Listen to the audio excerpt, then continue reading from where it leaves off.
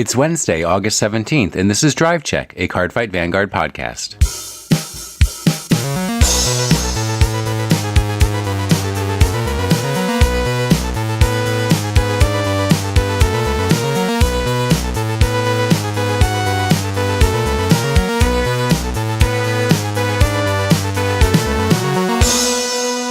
Overall, my concern is for the health of the community. Not just you guys, but I want everybody who plays Vanguard to be healthy.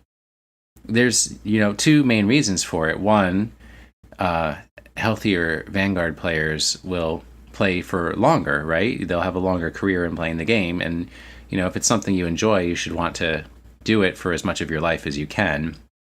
And if you are having heart attacks and diabetes and stuff, your money's going to be going for medical care and not for really expensive cards or even inexpensive cards. Oh, we're not. Well, the one thing I have noticed about the community overall is that there are definitely less overwhelmingly overweight people. Just because I think definitely more of a casual game. You can definitely play it competitively, but I think overall it's a more casual game. There's not people that are dedicated to it, and when you see certain Magic the Gathering players or Yu-Gi-Oh players or even some Pokemon players. Well, that was actually going to be my second point as well. I don't know if it's ever been done at a Pokemon TCG Pokemon TCG competition. I know it has been done at Magic competitions where people go around with cameras and film the number of butt cracks sticking out from the top of pants. And it's that's my second point. Is I don't ever want that to happen in the Vanguard community. I just I think we're a more dignified lot in general than folks who have devoted their life to Doritos and Magic. Not that everyone is like that, but there's obviously a set that has been found out. And then, my third point is I want more hot guys playing Vanguard so that I can spend my time hanging out with hot guys. That's what's important to me. I've seen Cole's pictures on Facebook from a few years ago. He's a real good looking guy. I want that to keep up. Jack's still a baby. Well, so. I'm legal, so that's debatable. Take that up with the government. You live right next to them. I live within them. I am the government.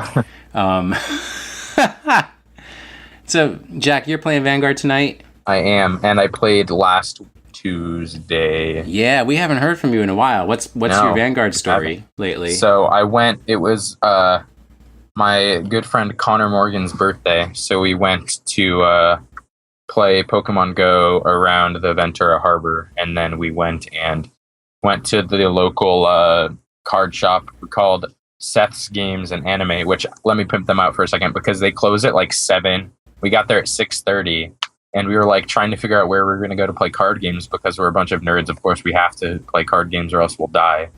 And so he overheard us, I guess, and he was staying super late anyways, because he was playing Dungeons and Dragons with a couple of his friends. So he offered to let us stay there if we were well behaved enough, way past the store's closing time. So that was super cool of him.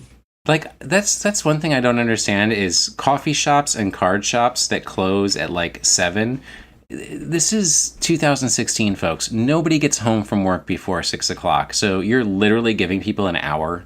Well, it was what happens is it's a super old, that shop's been there forever. And so he doesn't have an online store or anything. So to keep his income higher, I guess he keeps his hours super short so he doesn't have to pay people as much. I mean, it works for him. It's been around for so long. Yeah, is Seth really old? Yeah, I wouldn't say really old. Probably 50s or 60s. I was going to say, Will Anderson old? No, older than Anderson old. Oh, and Cole, you've been playing lots of Chaotic, haven't you? No. I sorted all my Chaotic cards, but I haven't actually played anything. You've been playing a lot of Dot Hack, haven't you? Been trying to learn it, yeah, but... Ugh. Other things, I've been all about Ohio and Indiana these last couple weeks. It's been crazy. Just traveling around, Yep. selling your wares. Yep. I sold coal all over the place. Like coal, like COAL? Sure, we can go with that. Oh no. Cole, No. do you have a problem that you need to tell us about? This is a PG. This is a family-friendly podcast, Cole. I'm disappointed in you. We're all Is that good. is that why you disappeared for a while during Gen Con and I couldn't find you and I didn't know where you were? Yeah, man, that vendor floor. I'll tell you what. You were making some money on the vendor floor? Quote. He sold himself to pay for chaotic cards. Here's what's important. We need to keep on target here. Okay.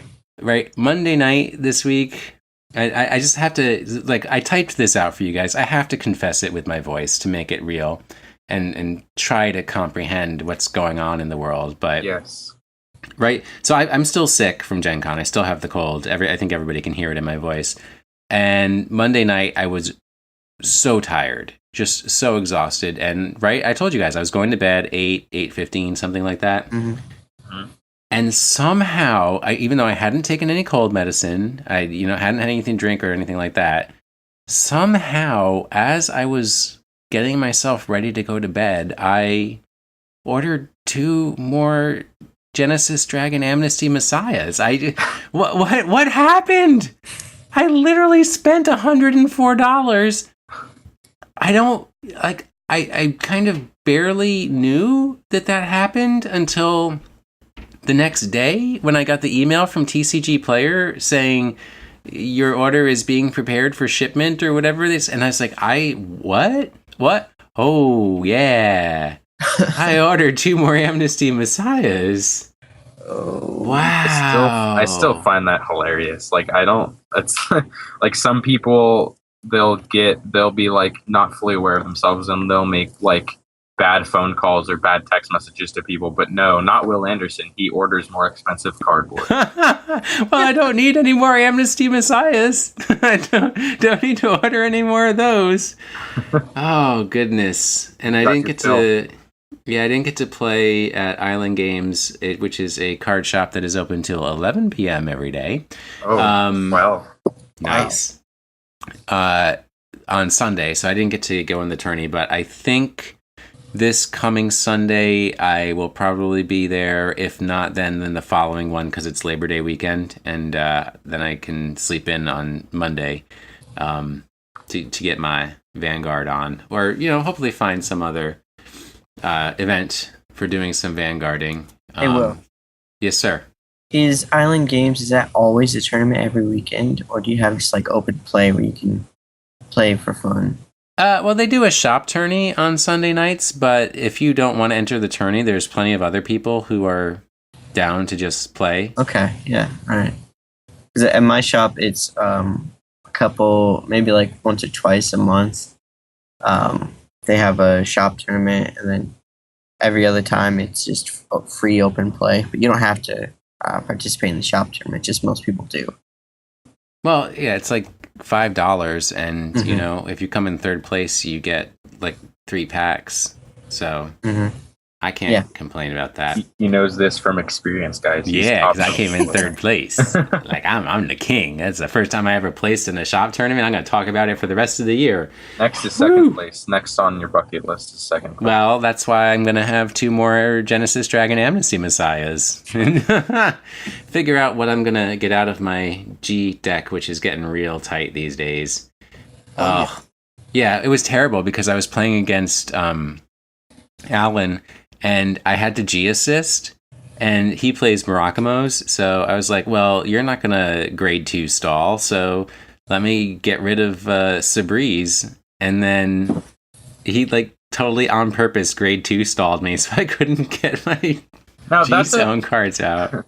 That's a question I would be curious about. Like, if you do have to G assist, do you have to reveal like which grade? I don't know if you have to reveal what you're getting rid of or not.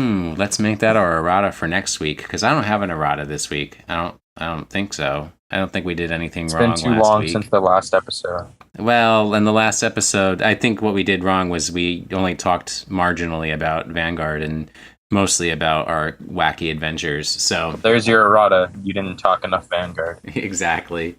So we'll figure that out, whether when you G assist, if you have to bind face up or bind face down. Because that could have, or because that exclude. could have won you the game if you had not. Well, they're not being No, bound. they're not bound. Yeah, I know. because that could have won you the game if you didn't have to reveal like which grade 4 you got rid of, because he could have still like been afraid of the Sabreeze. Yeah, and I typically get rid of G Guardians, unless it depends. It depends what I'm up against.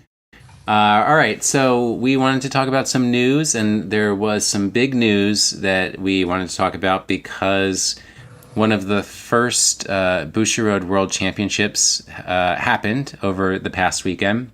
World Championship region. I don't know why they're calling all the events World Championships. Like, I they're know. obviously not.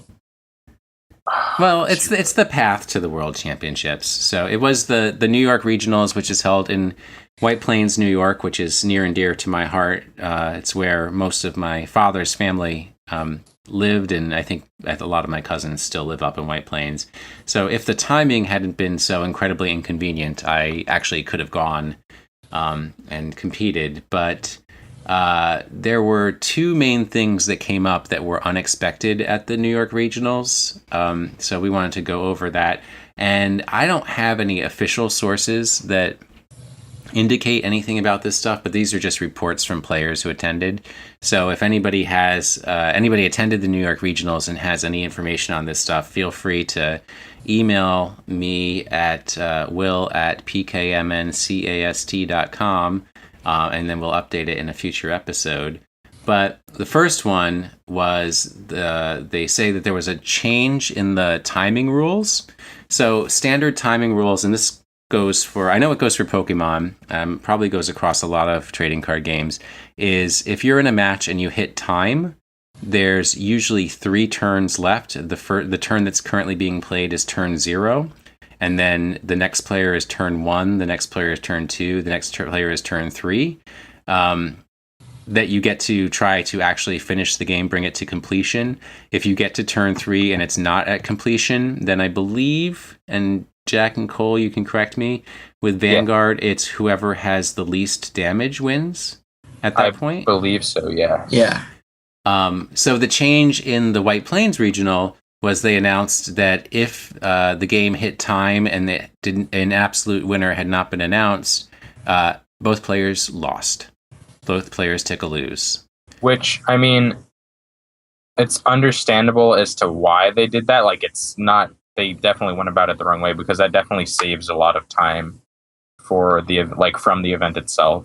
And that my theory is that's just a New York thing and maybe a California thing, because of how oversaturated those areas are with people and how much larger those tournaments are compared to other ones.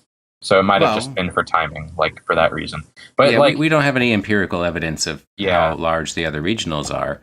But I mean, it could be just for managing the number of rounds that they were going to have for people to play. It could be because of the current reputation that Angel Feathers are slow players. I'm not going to get offended anymore because I'm no longer... That's right. You're no longer Angel Feathers AF. But also, in that case, Angel Feathers like to have large amounts of damage. So... yeah, so that would also... change doesn't make that much sense.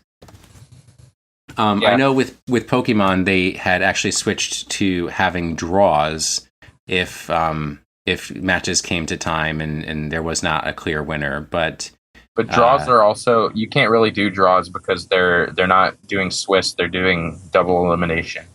Okay. All right. So that's probably a big change for that. Yeah.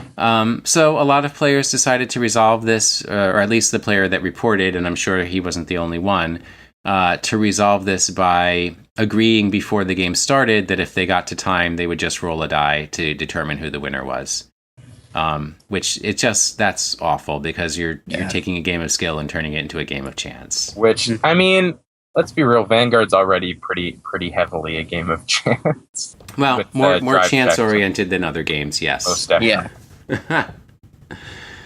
All right, so we'll find out if anybody has any more information about that. If they see that change in the timing rules at another regional, or if we hear about it, we will report on that in future episodes.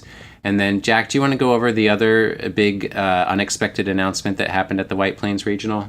Well, this wasn't at the White Plain Regional. It was, I think, a week or two beforehand. But they did announce specifically for the White Plain, New York Regional, and I believe, I don't remember where in California. It's like Southern California area regional. So for those two regionals, they announced that they would be splitting the player base into two separate blocks, Block A and Block B, and the top players from each block would all be getting invites to the next tier up of events, as opposed to having to fight your way through twice as many rounds. They decided to split it up, and which I think was definitely a better idea, because like the first and only like competitive Bushiroad event I went to, there were so many players that they had to have around zero. This was for Team League too. There were so many players that they had to have around zero to like wean out like players earlier on. So there was like round zero, round one. So they had to do that because of like the sheer size of the player base in those areas. And so, do you want to get into like deck lists and stuff now? I just wanted to clear up that the California one will be in Pomona. Okay. What an odd sounding name. Yeah. But that's not until October 22nd. 22nd. Yep. So plenty of time to get ready for that. So yeah, Jack, you wanted to talk about a specific deck that was in one of the blocks in the White Plains Regional, just because, you know, in going over the different decks, you said most of them look pretty basic, but this one looked interesting. Yeah, well, and then you got all excited and wanted to play this clan now. Well, basically, like, because we've had the same kind of meta for a while. We've had, like... Oh, also, one thing I would like to point out, Bushiroad did give statistics, and apparently Kagura was the most popular clan at the event. So, there you go. Not Link Jokers? No. Why would anyone want to play Link Jokers? Because Link Jokers are cool. Don't be gel.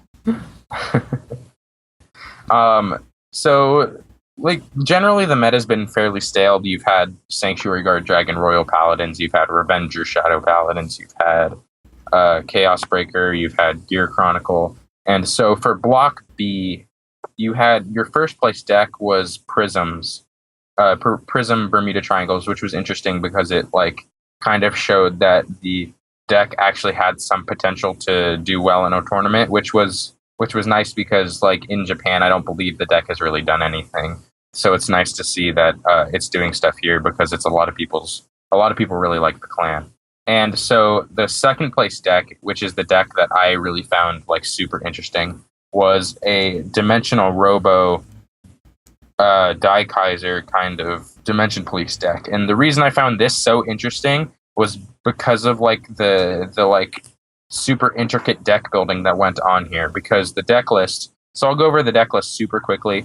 You had 4 Dimensional Robo Die Kaisers, 2 Ultimate Dimensional Robo Great Dayushas, 4 true Ultimate Dimensional Robo Great Die Kaisers for the grade 3s. So you're running 10 grade 3s, which is already kind of strange for most meta decks.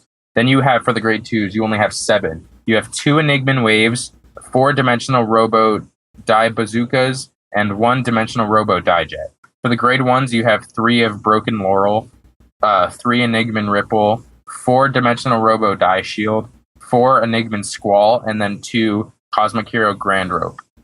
And then your trigger lineup, you're running 6 crit, 6 stand, 4 heal, and then your starter is Enigman Flow.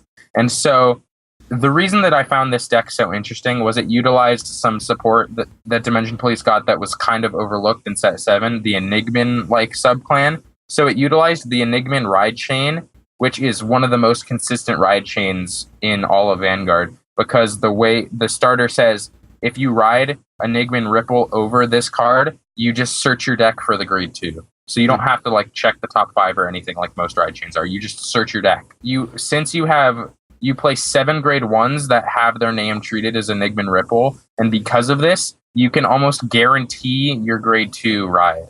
So you're allowed to play more grade 3s in Dimension Police, which is something Dimension Police like to do because they get extra effects when they drive check a grade 3. And so that's why I found this deck super interesting, was because of the way the deck utilized the ride chain to kind of guarantee their grade 2 ride so they could play more grade 3s. So Enigman Squall also carries the name Enigman Ripple. Yes. Correct. So It's you considered to have the same name. So you have 7 Enigman Ripples, basically.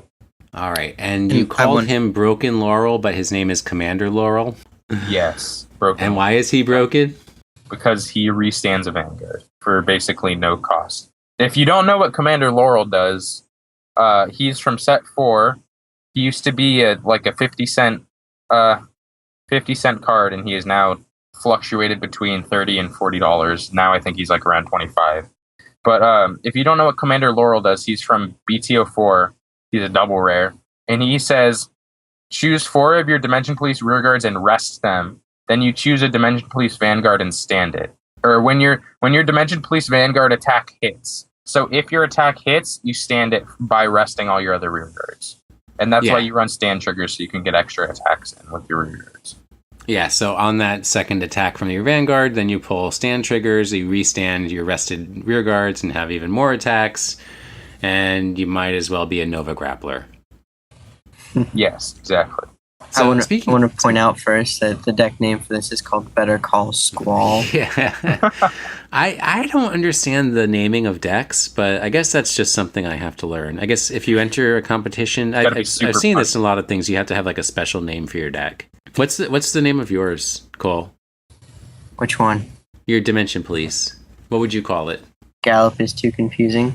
Oh, no. You love Dimension Police, though. Oh, I do. I totally do. You love very large robots, don't you? Oh, yeah, dude. Love me some Transformers and Power Rangers and Gundams. I'm all about it.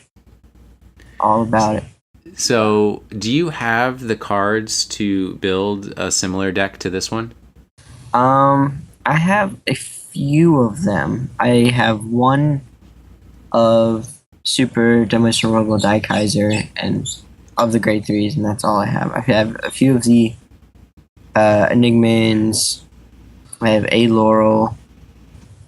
A Grand So you Row. could probably build this deck fairly easily. Yeah, I could. For money. For money. Probably won't, though. Oh, it wants 3 X Tigers. Oh. You have How much is right? an X Tiger? It was like $23. I have one. 2. Oh, you have 1. Okay. And then we got to get you some more X Tigers. What set do I have to buy? that's the Set Cosmic 7, right? Roar Oh no, just extra kidding. booster. Yep, Cosmic Roar. And then there's Die Kaiser Leon, which is pretty expensive. That was a winner. Well, I'm sure this deck doesn't really go into strides that often because it does play the Legion, the Die Kaiser Legion. Yeah, that's true. Which, by the way, I like to point out that that's the Legion with Dayusha. Yeah, Dayusha. So Yeah, it's 2 Dayusha. grade 3s. Yeah, so it's one of those revival grade 3s. So like Alfred got one, Dragonic Overlord the End got one. They just did them for a few clans. CEO Amaterasu got one. Oh, yeah, that was not that great. So, Yeah. Oracle Think Tank's continuing to disappoint me. But it's interesting to me that it's like a mix of Enigmans and D-Robos. Yeah, well, it doesn't really utilize the Enigman grade 3s. It's just really using it because the ride chain is super consistent and gets you that guaranteed grade 2 ride when you're only running 7 grade 2s in the deck. Well, yeah, and then you can cut down on the number of grade 2s, which is Exactly. sweet, because grade 2s are garbage. I always forget to intercept. I do Ugh. too. If you, So what you're saying What? is that you're the garbage part. It's not the grade 2, it's you. Well, yes, obviously.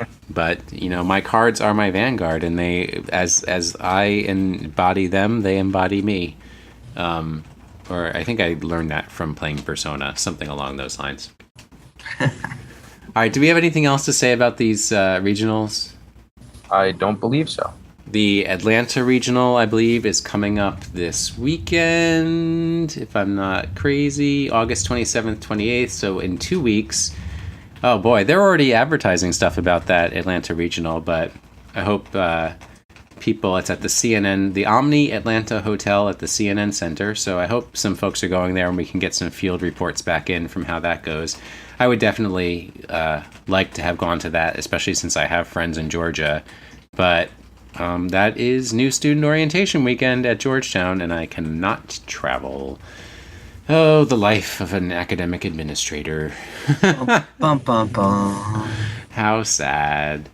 And, well, I mean, next week our Jack is going off to school. That's going to be sad. He's turning into Cole a big starts boy. class. And Cole starts his classes next week, although his classes have never really ended. So he's constantly in school. And you know what happens if you spend a lot of time in school? Are you ready for it? You end up working there. No. God, Okay. please Is that don't what happened? follow in my footsteps. How many times have I told both of you, do not follow in my footsteps? What happens if you do go to a lot of school is you become a genius. And then you can come up with the genius strategy. That transition, though. Do we Isn't have that to play a thing Great of Nature, beauty? though? No. Only if you're a child genius, and it's far too late for any of us for that to happen. Although I think at one point they did consider me to be a child genius, but that was obviously 20-something years. 31 years ago is when I was 12 years old. Dag nabbit. Whew. Cole, that was only 9 years ago for you, wasn't it? Oh my gosh, yeah. 6 years ago for you, Jack. Wow, and I'm Yep. talking 31 years. I could be your 12-year-old father's something. I don't know. No, I couldn't. Disclaimer, that could never have happened. So, Genius Strategy is coming out on August 26th, I believe, is the date. Yeah, and then Yeah. is it October is the month we're not getting any sets, right? And then we're September getting September we get no September, that's sets. what I meant, October yeah. we get because set September 8. comes after August. I knew that. Yeah, we have the September drought, which we will not be podcasting throughout the month of September because there will be nothing to talk about. No, we'll have like a clan review every week or something dumb. But so we wanted to start talking about Genius Strategy this week, and then we will go a little more in depth into Genius Strategy next week. Although we may have erred in our timing, because if the pre-releases are next week, we're not going to tell people what cards to get yet. Oh no. When are the pre-releases? You guys vamp. Well, let's see. Usually they're like a week or two before the set Usually releases. a week before, yeah. Yeah. So if it comes out the 26th, I'd assume it's this week. Yeah. Oh no. I won't be able to go. I want my mega colony. I wonder if I'll be able to go because I'll actually have a store near me that like supports Vanguard. Oh, you're going to be closer to... I'll be in school by then. Oh no, that's move-in day. Shoot, never mind. Yeah, so once again, a pre-release that none of us can go to. Well, we'll Except tell you what possibly me. cards we'll tell you what cards to look out for next week when you've already gone to the pre-release. Well, I will probably be going to this pre-release, especially because Alan plays Murakumos, so I would want to go to see what I can get out of the packs for him. Okay. Alright. Here's my short advice. If it's shiny, keep it. If it has 3 R's or letters that aren't R except not C, keep them. Yes. And then use them for trades later on. Yes. Yeah, we'll go more into depth about the Genius Strategy later on. I guess we kind of dropped the ball a little bit with our timing and travel and life events, and honestly, nobody's that excited for the Genius Strategy set except for Alan and that Cole apparently. couple of great nature players out there. No, Cole's definitely, I mean, he's all into the robots. And actually, there was a time when Mega Colony was considered to be like the enemy of Dimension Police, so that would be the opposite of Cole, since he loves the Dimension Police. Oh, that So would make sense. So Cole, what is in Genius Strategy? What are people going to get in the box when they buy some boxes of this quality It's a technical booster. It's the Yes. second technical booster. Second technical booster. And what comes in it, really the only important thing are the Mega Colony, because, now it's got Mega Colony, Murakumo, I guess we're calling them now. It's Murakumo. What do you call them? Murakumo. Whatever. That's like not educated. Go on. But Murakumo sounds so much cooler. And then it also has Great Nature. And so, what is the brief description? What is Mega Colony, Jack? 3 words. I was gonna say something that's not PG. Cole, 3 words. Mega Colony. Beetleborgs, the clan. Would you stop with your Beetleborgs? Nobody knows what that is. Quick Google search. BDSM bugs. Would you stop? That's even worse. It's Evil Insect Empire. Next, Murakumos. What are the Murakumos? Knockoff ninjas. Knockoff ninjas. That's not even 3 words. Jack. The same as Nubatama. Pretty much. I said 3 words or less, sir. Same as Nubatama. There you go. Great Nature. 3 words. Smart animals. I didn't even do 3. I got 2. You're welcome. Saved you some time. Cole. Great Nature. Fluffy scientist / instruments. They are That the slash is a word. There you go. You choose. educator animal instruments. But they're all fluffy. All right, so for all of those clans, they're getting their support. They're getting their up to their G or added G support that they haven't seen before, and now all 3 are getting their keywords.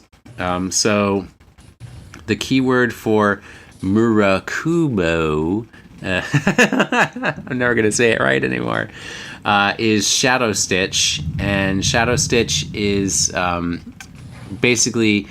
It is a method of activating a skill that only activates if your attack doesn't hit. All right, so we've talked about success before, but what is success, Jack? Success is basic. It's similar to the. Oh, I'm surprised Cole's not playing Great Nature because their keyword's so similar to Dimension Police's keyword. It's basically when it'll be success and then a number, and then basically when your rearguard unit reaches that power level that's red on the success card, it will become successful and do a thing. It'll activate its skill. Yeah, do a thing. And so the opposite is like with the Dimension Police, which they have burst. Yes. I believe. Yep. So it's with not burst, justice. no, it's not justice because they're actually evil. With burst, your Vanguard has to hit a certain power level for the skills to fire off, and with Great Nature, the rear guards have to hit a certain power level for the skills to fire off. So that's the difference between success and burst. And then Dark Device, Cole. What do you know about Dark Device, which is the keyword for Mega Colony? So it's a device that's activated when your opponent's rear guards are not in the stand state if they're in the same column as your unit. So if you have a rear guard in the front right and your opponent has a rear guard in their front left, if their rear guard is stood, then Dark Device is activated. And it's activated even if your opponent has no units in the same column. So what you actually meant to say was if their card is rested. Sorry, rested, yes. Yeah, 'cause I not was so instant. confused for a second. Not in stand. So if the column is empty or if all of the cards in that column are rested, then Dark Device fires off. Which, keep in mind for my Link Joker buddies out there, if a card is locked, it does not exist in the world, so that would count as the column being empty. Yes. Empty yet full at the same time. It's like Schrodinger's box. Well, no. My argument would be is if your own column as a Link Joker player is, if you've done Messiahs and you've locked an entire of your own column and it's not unlocked for some reason, which would be weird, but whatever. Who knows what's going to happen in the future? Then a Mega Colony player could get Dark Device off on against you, but that will never happen. Just a thought experiment to think of. So then I wanted to talk a little bit more about Murakumos. There you go. This week. We have talked a little bit about Great Nature in the past when they first announced Genius Strategy was coming out. So just to give a little background about Murakumos, this is not a clan that Cole or Jack or I have ever played against. I play against Murakumos constantly because that's what my coworker Alan plays. So I am constantly teaching him how to lose to Link Jokers. And as we said, Murakumos are ninjas, but they are not the original ninjas in Vanguard. The original ninjas were Nubatama. Yes. And the Nubatamas were actually introduced in the first set, BT01. But there were only 4 cards for them that were introduced in BT01. And Nubatamas were not seen again with any kind of support until BT13. So 12 sets and they got absolutely no support. And what's even worse is the Murakumos were introduced in set 5, which was what was that? Something of the Twin Blades? Awakening of the Twin Blades. Congratulations for your good memory. So basically some backstory on that. They released the 4 Nubatama cards and they were like, oh shoot, this mechanic's way too broken. So they had to wait until the game was power crept up to that point. And then they said, we're not going to do Nubatamas. We've got to do a weakened version of the Nubatamas. Possibly? Something like that? Because they're really similar in mechanics. And then when set 13 or whenever the set with the rest of the Nubatamas came around, they're like, oh, okay, the game's at like a decent point now. So you can unleash the Nubatama fury. But I think Murakumos are still more popular than Nubatamas. I don't think either of them are too popular. Well, I mean, in the rank of the unpopular clans, I think I'd say they're probably similar. Oh, well, Nubatamas have binding. Is that more? Can I say that? Are you gonna give me that? Do they bind? I don't know. So sure. Wow, are you supposed to be in some kind of Vanguard expert, dude? It's kind of hard to be an expert if nobody plays it. Yeah. Ugh. Yes, Nubatamas do a lot of binding. I have just checked and signed off, and that is the main difference between Murakumos. Ooh, you guys have made me so self-conscious. This is going to be the end of me. So the first time we saw Murakumos being played in the cartoon, or at least the first major player to play them, was Shingo Kamoi, who was in Link Joker. He's the guy with the bowl haircut who was the super fan of Team Quadrifolio and became a part of the high school team, if you recall that guy. Yes. With the glasses. And he and Naoki always fight, and then they are actually best friends in the end. What do Murakumos do? What makes them special? Do you guys know? Don't they call copies of themselves from the deck, and then at the end of the turn they go back to the deck, kind of like shadow clones? Shadow cloning, yes, that is pretty much the term that's used for that activity. So, Jack, what else would you use to describe? I think Cole pretty much covered the extent of my knowledge about it. Okay, wow. There's so much Murakumo salt in this particular episode. Oh, boy. So, yes, Murakumos do cloning, but they have more than just one way of doing cloning. Some cards will have a skill where they clone themselves, and other cards will have a skill where they will clone one of your rear guards that's already out on the field. So not itself, but it will allow another rear guard to be cloned. How do they clone themselves? How does that work? So if you have that card in the rear guard circle already, then you can it'll when you activate its skill, you can search the deck for another copy of that card. And where do you play that? Choose on an open rear guard circle. Okay. Interesting. And then sometimes, which is absolutely aggravating, when you do clone a card that's on the rearguard circle, the cloned card and the original card will get a power boost. So if you do that, if you're able to fire that off multiple times, then you can give each of them, plus 2,000, which is annoying. And also, there are times when Murakumo cards can attack from the rear. Ooh, I like that. I don't like that because it means that they can definitely get off multiple attacks in a single turn. The thing is, they don't get power boost. So you can clone grade 3s to the rear circles, the rear guard circles, but you can't boost them. So you couldn't boost if you had like a grade 1 or 0 in front of it? You couldn't boost like that? Nah, you can't boost backwards, dude. Okay. Only forwards. Good to know.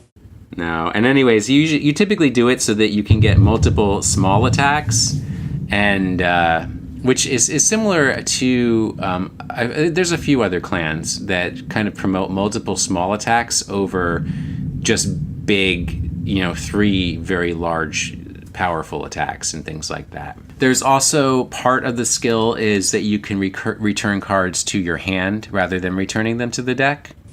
So you sort of use them to attack, and then you can have them in your hand to defend with later. So you get hand advantage by doing the cloning. And sometimes I think you can clone from the hand as opposed to cloning from the deck. So that's not always a given there. I think more Vanguard players are interested in the large power plays rather than the multiple small attacks. Would you guys agree with that? Yeah, that's definitely like how the because just kind of relating to what I said earlier, the game itself is definitely a more casual game, and not as many people are interested in super in-depth kind of play styles. They just like to play what's meta and what's really good. Yeah, I just think from what I've seen too, the Murakumos are very almost to the level of Angel Feather, very combo oriented. So you have to have the right cards in place to get those combos firing off. And if you draw poorly and you don't draw into the cards that you need for the combos, then you're kind of stuck. That explains it. I was wondering, because these mechanics sound really cool, and I was wondering why people don't play them. But then that makes sense, because if you don't get the right card, you kind of up a creek without a paddle. Yeah. I mean, it does allow for a lot of deck searching to search out cards that you want, but you still have to have the right sets on the rearguard circles to accomplish that. So, I mean, that's all I wanted to say about really, you guys gave me a complex. Murakumos. There you go. That doesn't sound like English. Well, that's what they say in the show. Who pays attention to that show? Wow. Me. Yeah. 'Cause I watch it all the time. All right. So I wanted our term of the week to be Shadow Stitch, but we've pretty much gone over it already. I think the main thing that was interesting to me about Shadow Stitch is it fires off if your attack doesn't hit. Mm-hmm. So it penalizes your opponent for guarding, which I don't think... Have we seen that in any other of the clans or any of the other abilities? The newer Dimension Police has something similar to that. Dimension Police just kind of retire your opponent's guards when they do guard, so I guess that's kind of similar. Well, okay, so yeah, we don't know what skills are going to fire off with Shadow Stitch, but also Denial Griffin, I guess, does the same thing. Wow. They're just anti-rearguard these days, or anti-guarding. I guess they want to speed up the game? They want to speed up the game by introducing something that slows down the game. Retiring rearguard slows down the game? The G-Guardians. Oh, well, I can't wait for a Link Joker G-Guardian to come out, but whatever. So I guess when we go over the cards next week, specific cards that are good cards to look out for in this set, even though it's for 3 clans that nobody's particularly excited for, or at least nobody we know. Yeah. We'll go over how Shadow Stitch actually activates, what skills it activates, and then we can see how that might change gameplay for the Murakumos as time goes on. And maybe Murakumo will become a more popular clan. Who knows? So. I really do. Why? So you can defeat them? No, because I want to play something new. That's true. I want to see Mega Colony. I mean, I've always been like a cheerleader for Mega Colony, even though I don't want to play gross bugs. And I'm hoping, the machining, I guess that people call them archetypes. I don't like to call them archetypes, but the machining subclan will be cool, and we'll see what happens with that. So next week we will go over some specific cards from the Genius Strategy set, and also more information about Mega Colony mechanics, a little bit about Great Nature mechanics, and we'll keep rolling on with the Genius Strategy at that point. And I'll probably have some stories about pulls, because I will go to the pre-release for that. All right, anything else to cover this week, you guys? I think that's about it. Cool. Yeah. All right. Well, once again, I'll ask if anybody has any feedback for us. Send me an email, my lonely empty email box at just WILL at pkmncast.com.